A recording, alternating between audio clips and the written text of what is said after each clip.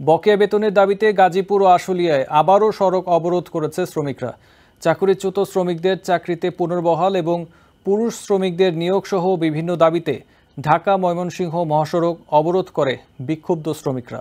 বিশৃঙ্খলা এড়াতে গাজীপুরে 40টি কারখানা ছুটি ঘোষণা করেছে কর্তৃপক্ষ। এদিকে আশুলিয়ার বাইপাইল এলাকায় নবীনগর চন্দ্রা মহাসড়ক অবরোধ করে বিক্ষোভ করা বার্ডস গ্রুপের 4টি কারখানার শ্রমিকেরা 2 দিন পর সেনাবাহিনীর আশ্বাসে মহাসড়ক ছেড়ে দিয়েছেন।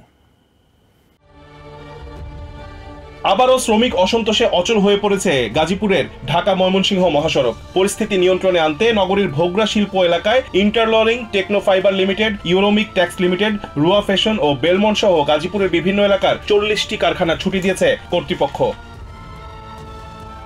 আন্দোলনরত শ্রমিকদের অভিযোগ, প্রতি মাসের 5 থেকে 10 তারিখ পর্যন্ত বেশিরভাগ কারখানায় শ্রমিক নিয়োগ হয়ে থাকে। বর্তমান সময়ে কারখানাগুলোর গেটে শ্রমিক নিয়োগ বন্ধের নোটিশ টানিয়েছে কর্তৃপক্ষ। পুরুষ শ্রমিকরা চাকরির জন্য কারখানার সামনে ভিড় করলেও গোপনে বিভিন্ন কৌশল অবলম্বন করে কর্তৃপক্ষ নারী শ্রমিকদের নিয়োগ দিচ্ছে। তারা বলছে, মালিকপক্ষ পুরুষ শ্রমিকদের বিরুদ্ধে কারখানার অভ্যন্তরে বিভিন্ন দাবি নিয়ে বিশৃঙ্খলা করার চেষ্টা করে থাকে। তাই কর্তৃপক্ষ পুরুষ শ্রমিকদেরকে নিয়োগ দিচ্ছে না এবং তাদের অনীহা রয়েছে। আবার অনেক কারখানায় নারী শ্রমিকদেরও ছাঁটাই করা হচ্ছে।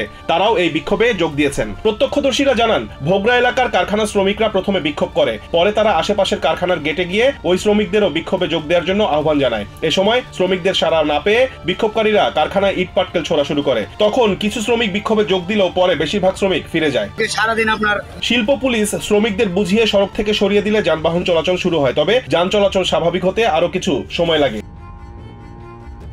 এদিকে বকেয়া বেতন সহ শ্রমিক কর্মচারীদের সার্ভিস বেনিফিট ও ক্ষতিপূরণ বাবদ পাওনা টাকা পরিশোধের দাবিতে গত সোমবার থেকে আশুলিয়ায় শ্রমিকেরা মহাসড়ক অবরোধ করে বিক্ষোভ করছিলেন। বুধবার দুপুরে সেনাবাহিনী ও পুলিশের সদস্যরা সমস্যা সমাধানে কারখানার মালিককে শ্রমিকদের সামনে হাজির করার আশ্বাস দিলে শ্রমিকরা সড়ক ছেড়ে দিয়ে কারখানার সামনে অবস্থান নেন। রিজওয়ান কাদের, TVN 24 news desk. New York থেকে সম্প্রচারিত TVN 24 টেলিভিশন বিশ্বজুড়ে বাঙালির কণ্ঠস্বর।